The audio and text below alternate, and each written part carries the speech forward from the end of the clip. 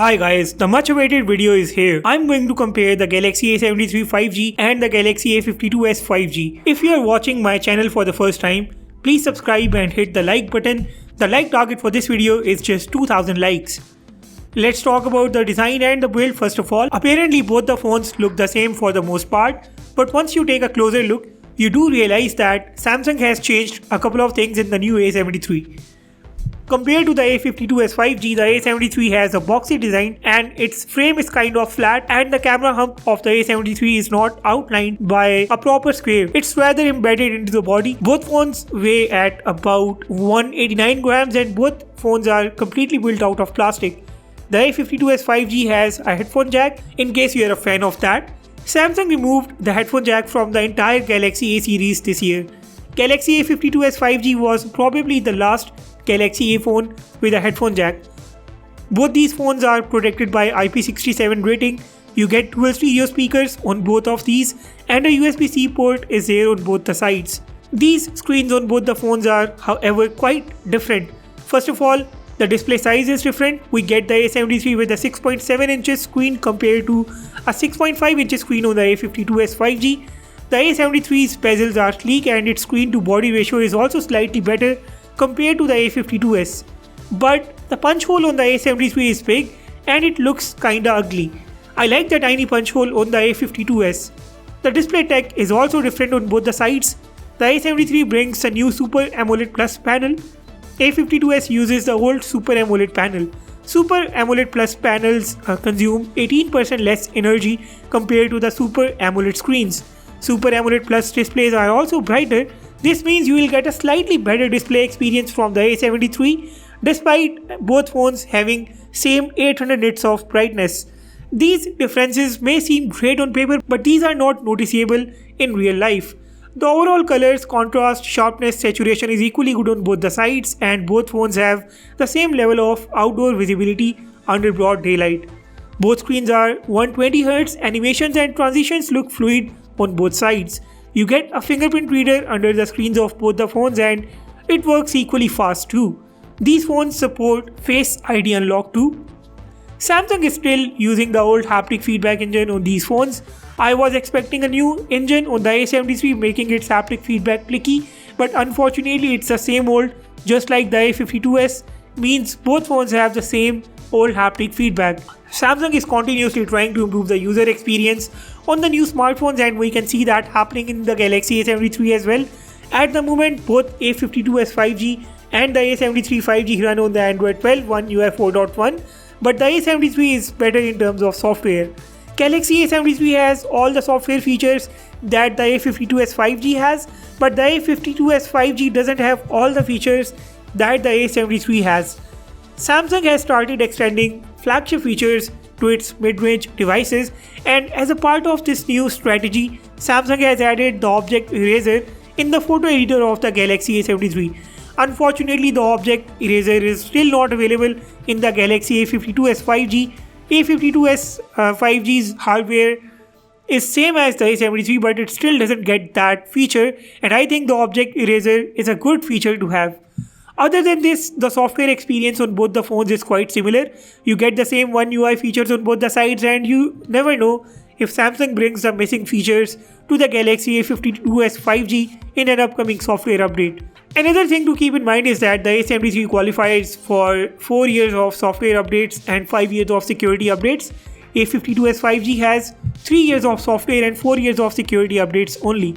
Samsung Galaxy A52s gained more popularity than the original Galaxy A52 and the sole reason was a much better and improved Snapdragon 778G chipset in this phone.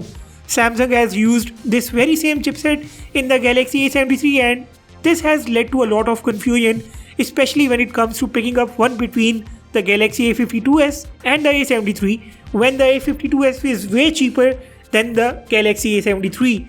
Let's get rid of this confusion by taking a look at the Antutu benchmark scores first of all. The Galaxy A73 posts a score slightly lower than the Galaxy A52s and I personally found the phone quite responsive in my day-to-day usage regardless of the benchmark scores. And now you can take a look at the Geekbench scores. The A52s is ahead here too. And lastly, The 3D Mark gaming benchmark scores are on your screen for different tests. These scores are self-explanatory. There isn't any real difference in the performance of these two phones. I conducted a mini speed test to understand the performance further.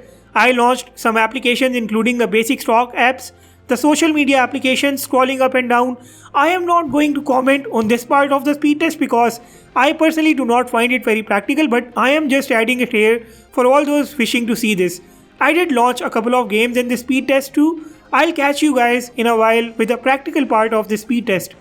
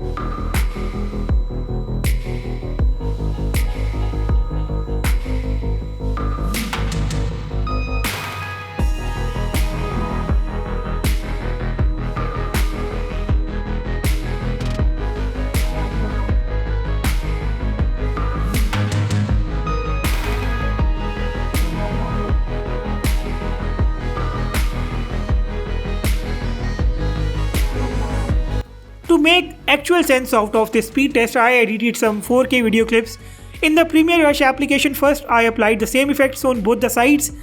Remember, this is the same video clip, it's a 4K video clip recorded on the A73 and I have copied it to the A52s 5G and I rendered this clip into a 1080p clip. Both phones were going neck and neck for this. The A73 won this test by a very slight margin. It was almost going to be a tie. I did the same in the Viva video application. Once again, I applied the same effects on both the sides and rendered the clip into a 720p clip this time. The A73 was quite fast this time and it did not let the A52s stand a chance.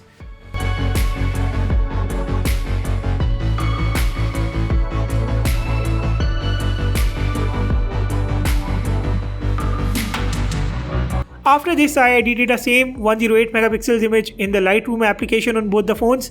The Lightroom took a lot of time because this was a big image and the A73 was slightly ahead for this one too. Lastly, I edited an image in the Snapseed application. This time the A52s 5G took the lead.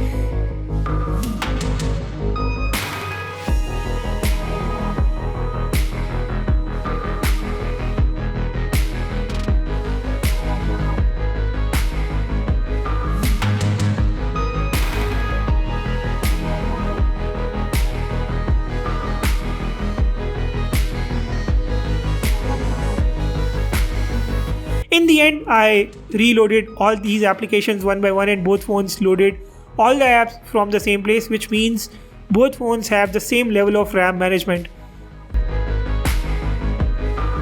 As far as the battery performance is concerned, I expect the 5000 mAh battery of the A73 to last longer because of having a Super AMOLED Plus display. The A52s 5G has a smaller battery of 4500 and has a smaller screen too, and it has performed very well in all of my battery drain tests. Both phones support 25 watt fast charging. If you pick up the Galaxy A52s 5G today, you will get a charger in its box, while the A73 won't get you a charger.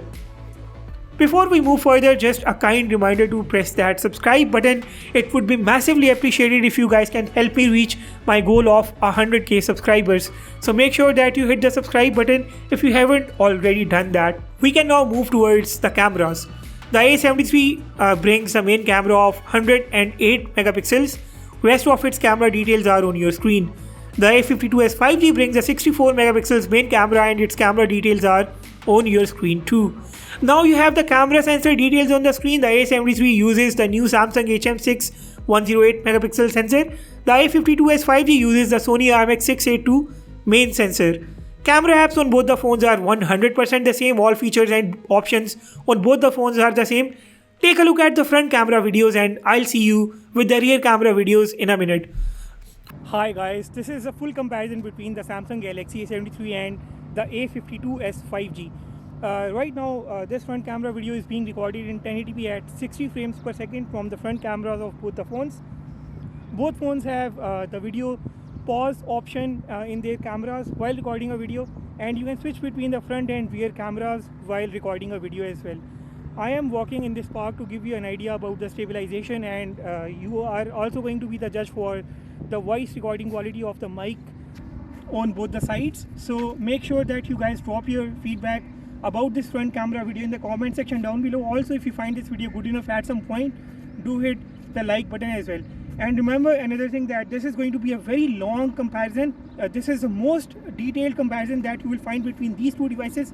So make sure that you watch this video until the end. Let me switch the resolution now and show you the 4K result of the front cameras of these phones. Let's go ahead and check it out now. Okay, now this is 4K at 30 frames per second video from the front cameras of these phones. I am walking in the face of sun to give you a better idea about the lighting conditions and how this phone captures when you are in different lighting conditions, like I just moved around right now. I think the stability is slightly better in this mode on the A52s 5G. A73 has a little bit of shaky video, but as I told you guys, I am not the judge for these videos. You guys have to tell me how are you finding all the elements, including the resolution, the overall video quality, the voice recording quality, and other elements that are responsible for making a front camera video good enough. I have these phones mounted on my same DIY tripod, and let's go ahead and check out other parts of this comparison. First of all, you have the 1080p at 30 frames per second video on the screen. The A73 has more saturation in its video, and I find its video shaky compared to the video of the A52s. Samsung has completely fixed the stabilization issues of the Galaxy A52s, and now Samsung needs to do the same for the A73.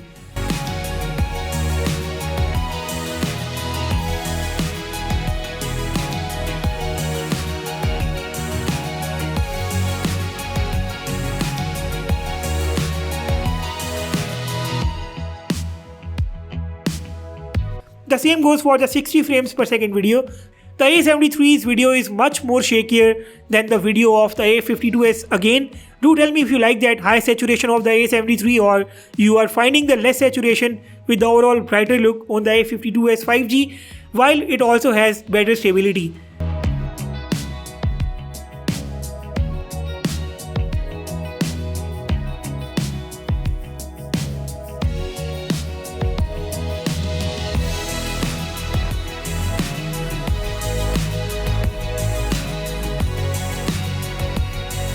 Now this one is a 4K at 30 frames per second ultra wide video from both the phones. The stabilization on both the sides is equally good this time, and the A73 once again has a more vibrant and well saturated video. Samsung only needs to fix the A73's 1080p at 30 frames per second video mode and it will do good.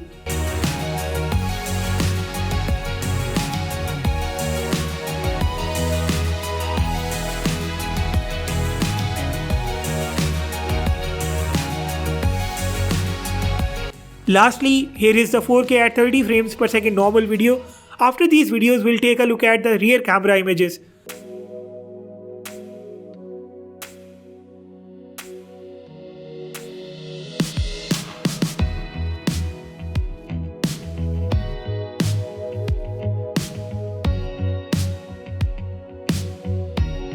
First of all, here's an ultra wide image The Sony sensor on the A73 is producing a more vibrant and highly saturated image. The A73's image looks oversharp and I find the image noise-free and neat on the A52s. Shadows on the A73 are too dark.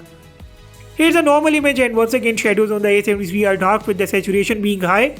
Details are equally good on both the phones and highlights in the background are blown off on both the sides. I think shadows are being well managed on the A52s 5G. Here is your look at 108 megapixels versus 64 megapixels mode image. I always find these high-res modes impractical and I don't know when these modes will be useful, but here is your look if you want to capture those full of details and big in size images. The A73 again has high saturation. This one is a portrait mode image. I like the image on both the sides. Depth effect on both the sides is good and edge detection is also quite good. I think it won't be wrong to say that the main difference here is of the saturation and vibrance only. Another ultra wide image here, the Galaxy A73's image is well lit, while the A52s has darkened the image with the shadows going too dark this time. This is an entirely different lighting condition compared to the last set of images. The normal image A73 has a slightly warm color tone and A52s 5G has a cool color tone. I have always found the color tone to be cool on the Sony sensors. The A73's dynamic range is not as good as that of the A52s.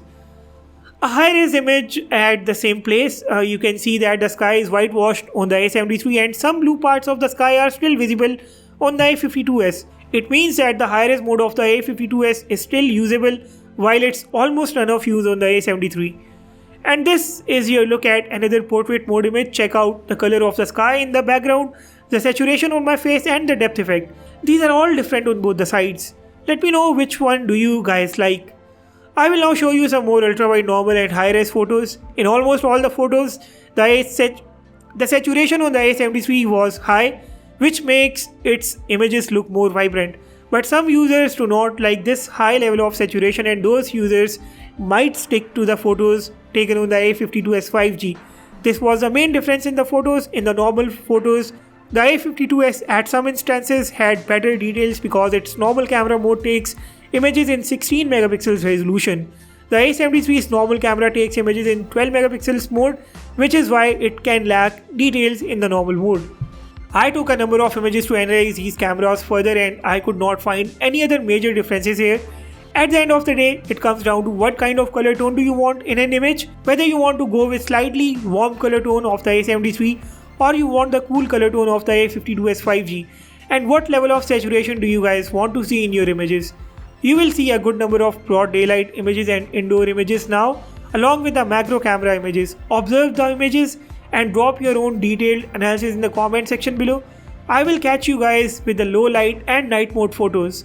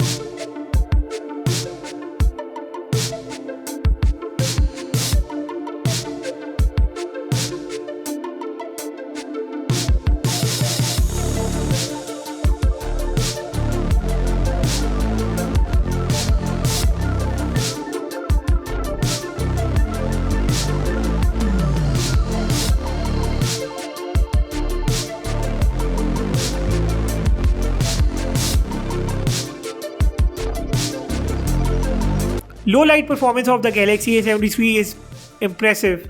It's definitely much better than the Galaxy A52s. At first, the A73 5G produces more details in its low light images. It also keeps the colors alive and vibrant. This is mainly due to the large camera sensor on this phone. The A52s 5G's night mode, like I said back in the day, it's not impressive. It's just fine and good for the sake of having a night mode. But the A73's low light performance is not gimmicky anymore. Samsung has done a good job here and credit should be given where it's due. Let me know what do you guys think about the low light and night mode photography performance of the Galaxy A73.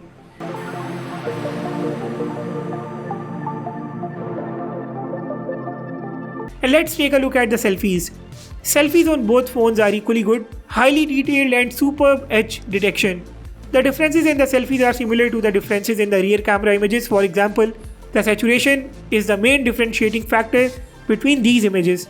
Throughout these selfies, I found the saturation high on the A73's images, and because of this I found the A52s 5G's images close to reality, having a more natural or original color tone. That doesn't mean the A73 doesn't take close to reality images. It just tries to add depth into the colors to bring out some sort of vibrance. On both the phones you can capture the high-res 32 megapixel selfies to bring an immense amount of details into your images. And with this, we reach the conclusion. This is the toughest conclusion that I have to give in a smartphone comparison, but I'll try to break it down in the nicest and easiest possible way. Galaxy A52s is a months-old device. It's slightly bulky and doesn't have that modern feel when compared to the A73, but at the same time it's a lot more cheaper than the A73. It brings a headphone jack and it brings the same chipset with the equal level of performance, and yeah, it still carries a charger in the box. On the other hand, the A73 is a sleek, modern, lightweight phone with better looking display and better display tech. The A73 is not a cheap phone, but it will get 4 Android versions, which means you can use this phone for next 4 years compared to the 3 years lifespan of the A52s. The drawbacks on this phone are, first of all, lack of a headphone jack and no charger in the box for the money you pay. Cameras of both phones are equally good. Like I said, it comes down to your own personal color tone preference. The video stability of the A52s is still better than the A73. The A52s is still a more value for money phone in my opinion. The A73 doesn't provide that much value for money, but it would be wrong to say that it's not a good phone. In the end, the ball is in your court. Make your decision and let me know about it too. Subscribe and like if you haven't yet. With that being said, I will sign off and see you all in the next one.